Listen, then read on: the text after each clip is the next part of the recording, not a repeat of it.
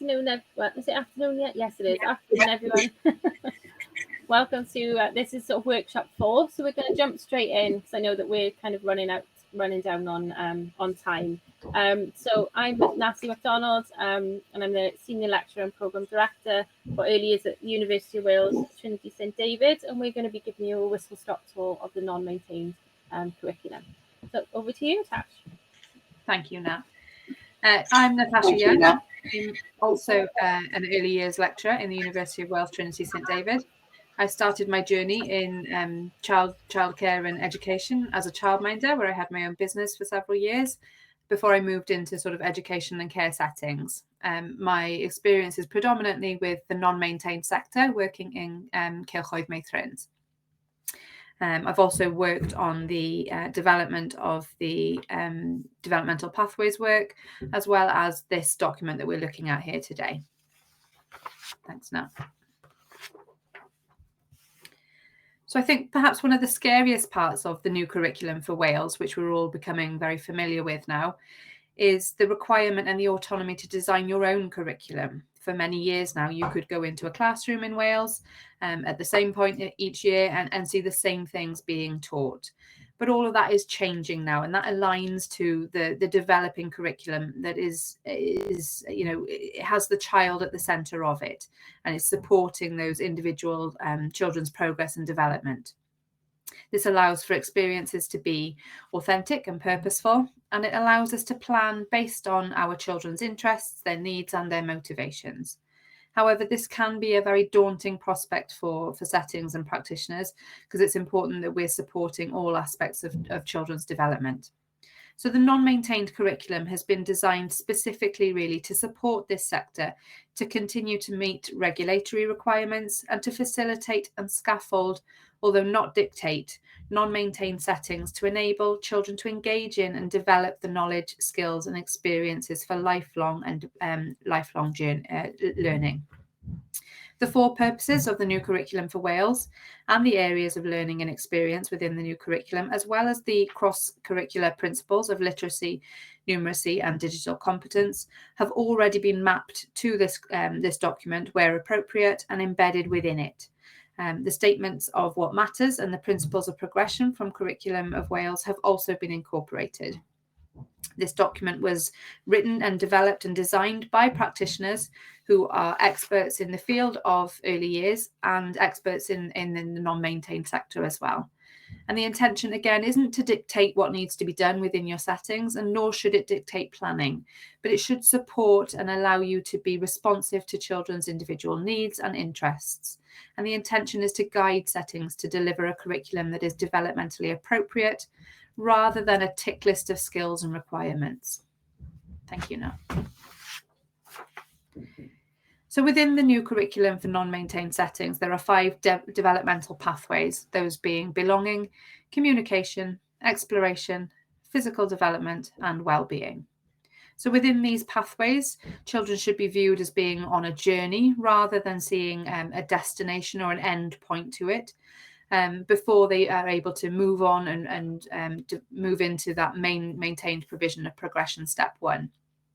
Development within and across these 5 pathways is dependent on the quality of our interactions and the learning experiences and environments that we create and provide for our children.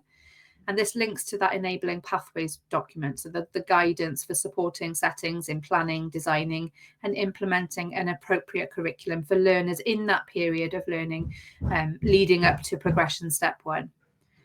It's about taking a holistic approach to teaching and learning, and will ensure that children have opportunities to develop skills across and within those pathways. We should be encouraging and making sure that we provide ample time and opportunity for the successful mastery of skills, with long periods of uninterrupted play in which children can really become absorbed in their learning. It is therefore our responsibility as practitioners and as settings to provide developmentally appropriate practice with nurturing relationships, which meets the needs of all of the children. And in doing this, we can lay the foundations of positive dispositions and attitudes to learning through ensuring learning experiences are relevant, meaningful and responsive to the needs and interests of each and every child in our care. Thank you, Nat. So within the pathways, there are what we call statements, which will support practitioners to support individuals' learning. So those statements are made up of the I need to statements, I am learning to statements, and my development is enhanced by statements. And these statements are written from the viewpoint of the child, and this further identifies with the fact that the child is at the centre of this curriculum.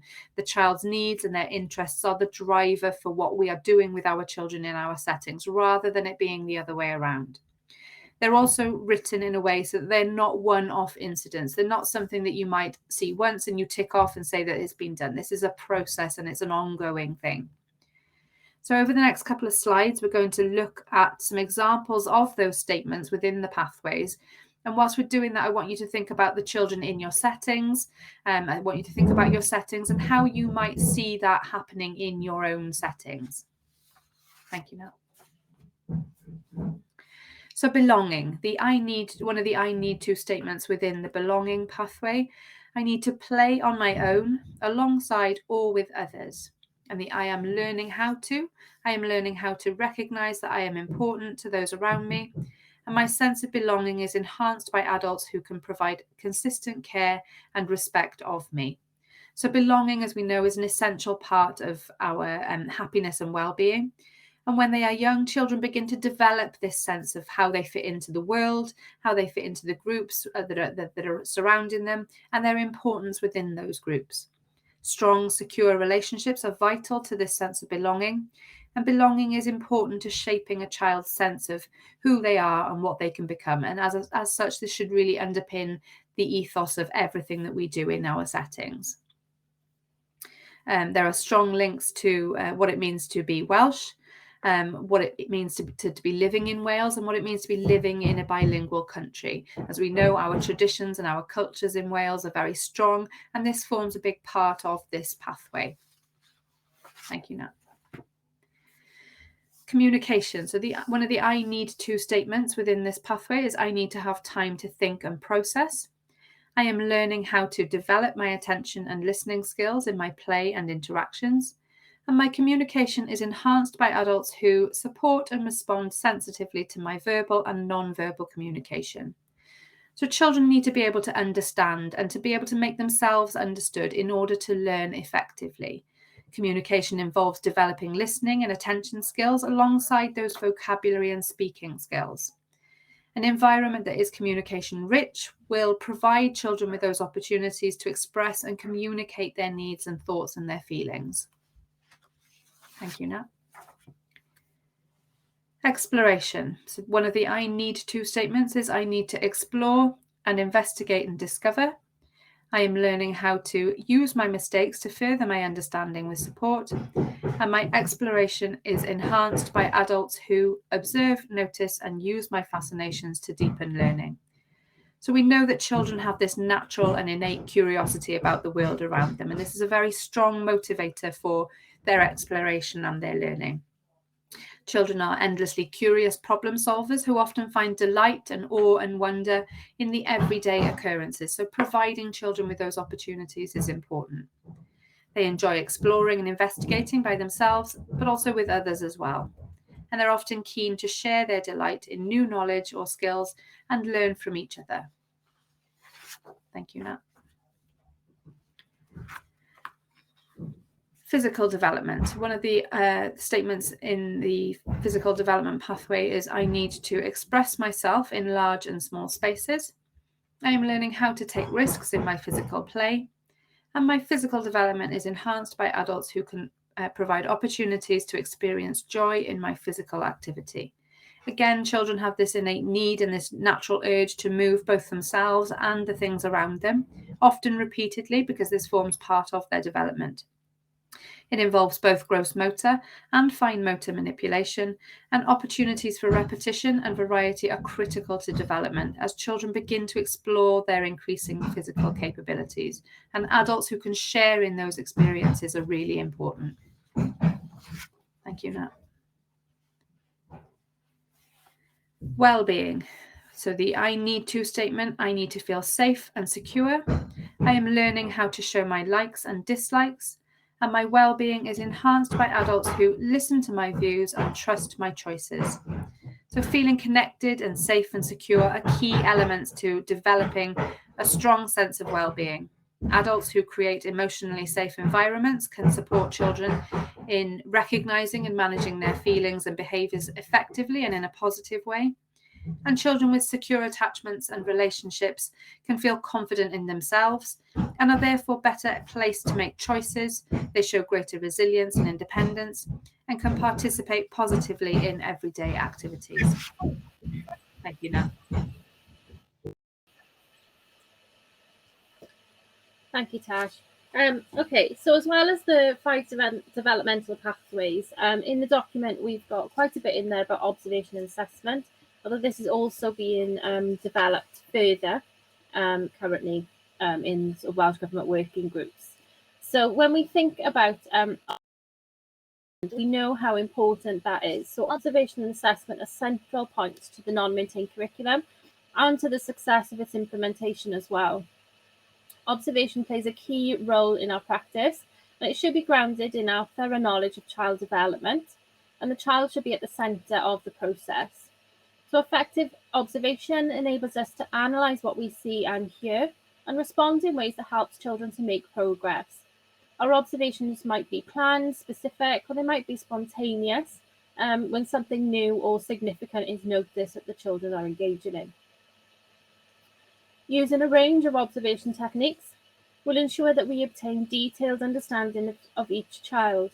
Observations help inform us of children's fascinations and interests. Making the most of these can help extend learning, especially when we plan the experiences and the environments for children to explore. And our observations really should be the catalyst for our planning of future learning experiences and environments. Observation and assessment are interlinked. Assessment aims to find out what children can do and should be carried out through in-depth analysis of our observations. And we'll have a look at an example of one of these next.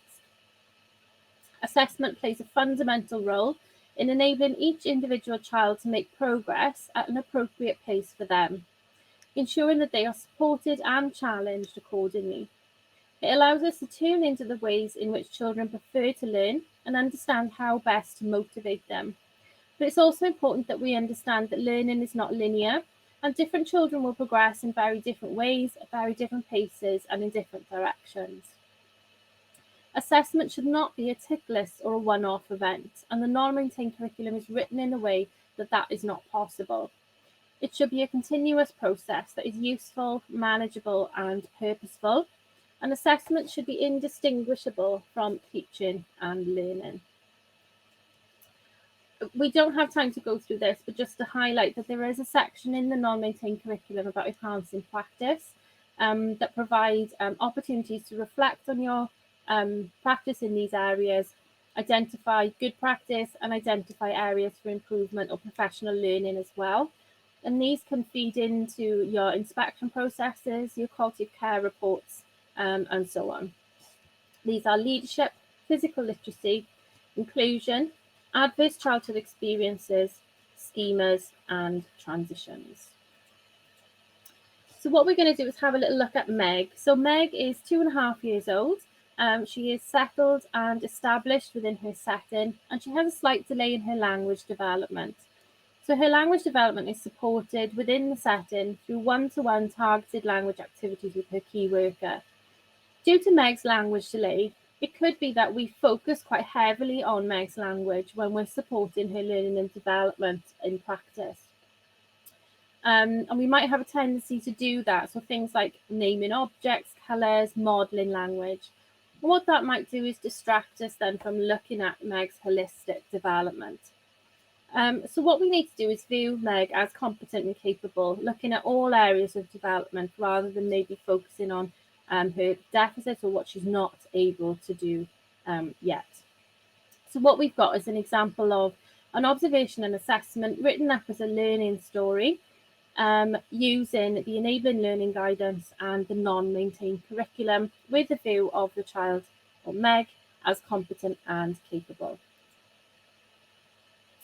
So what you can see here is that we've the observation has been written aligned to those 3 enablers within the enabling learning. So the enabling environment, experiences, and adults. So the enabling environment, an inspiration to play is set up outside with loose parts such as drain pipes, boxes, and balls. The choice and direction of the activity is child-led, with plenty of time allowed for them to engage in it. The experience, Meg picks up some of the balls and rolls them down the tubes, letting out excited squeals as the balls go shooting down the tubes. The other children and Meg and staff notice this and excitedly join in. They spend the rest of the time exploring these ideas. The adult role is important here. So the adult prompts children's thinking and action by using open-ended questions. The staff point out that some balls seem to travel faster down some tubes than others and invite the children to test it out, noticing which tubes are slower or faster and using comments such as, "I wonder why this one is slower," and "What do you think?" to Meg and to the other children. Meg responds to this by lifting one end of the tube and making the ball travel faster. The staff and children respond to Meg with excitement and provide a narrative for Meg's actions, such as, "Oh, look, Meg, you made the ball roll faster. I wonder what would happen if." This prompts Meg to go and collect some of the heavier balls to test out the theory. Okay, so this is a condensed version of the observation. But what we can do then is we can use this observation as a form of assessment. So within that observation, what we can demonstrate is we can show evidence of Meg engaging with all of these aspects of the non-maintained curriculum. So we have the cross-curricular skills of literacy, numeracy, digital competence, etc. We also have areas then of the 5 developmental pathways, so communication, exploration, physical development, belonging, and well-being. So just by observing children doing play, doing activities, and using those 3 enablers, we can write those up and use them as evidence of children's progress. What's also important then with assessment is the discussion that happens afterwards. So you can see in the top left that during that week's staff planning meeting, the staff note that during the activity, Meg demonstrated understanding of the concepts of fast and slow, heavy and light, and was able to respond to problem-solving queries and open-ended questioning through her actions. Meg explored the resources independently and through interaction with peers. So this is just an example really of how the Enabling Pathways guidance, observation and assessment can all be used together to create an evidence base then for individual children's development and progress alongside the non-maintained curriculum. And what we've done here is it doesn't have a focus on what Meg is not able to do. So we could have just focused on language within that. Instead, we focused on her strengths and supported her holistic development throughout, which again did demonstrate elements of communication for her. So that's just a nice example of a way of doing observation and assessment together, where it's the child-centered practice, it's child choice that leads what happens in the setting, and then the observation and assessment fits around it rather than being led by the assessment or by the outcomes. So apologies, we don't have time to do the other 2, but does anybody have any questions that they would like to ask? Nothing in the chat. No. Okay. Thank you very much, anyway, everybody, for attending. Both of our emails are there if you wanted to get in touch with us to follow up with this or for anything else. So thank you very much. Thank you.